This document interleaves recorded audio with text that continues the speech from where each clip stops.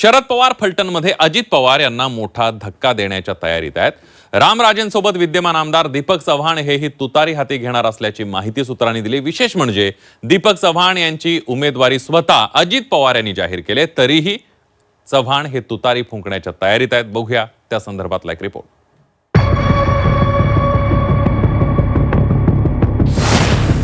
दादांकडून उमेदवारी तरीही हाती तुतारी. फलटणचे आमदार दीपक चव्हाण तुतारीच्या वाटेवर.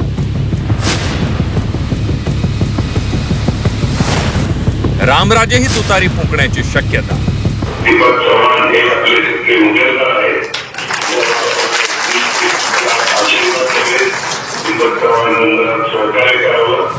अवघ्या 4 ते 5 दिवसांपूर्वीच फलटणचे अजित पवार गटाचे आमदार दीपक चव्हाण यांना स्वतः अजित पवार यांनी थेट फोन करून उमेदवारी जाहीर केली होती. मात्र आता उमेदवारी जाहीर करूनही अजितदादांचे फलटणचे आमदार दीपक चव्हाण हाती तुतारी घेण्याची शक्यता आहे. त्यामुळे सर्वांच्या भुवया उंचावल्या.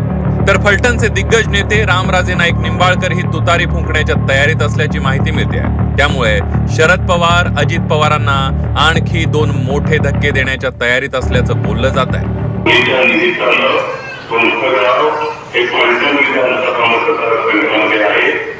राष्ट्रवादी काँग्रेस पक्षाचा घड्याळाचा चिन्ह घेऊनच आपण उमेदवार देणार आहोत.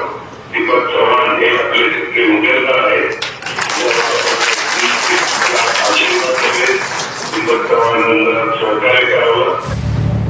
लोकसभा निवडणुकीत एकीकडे शरद पवारांच्या राष्ट्रवादीने जोरदार कामगिरी करत 10 पैकी 8 जागांवर विजय मिळवला, तर दुसरीकडे अजित पवारांच्या राष्ट्रवादीला मोठा फटका बसला.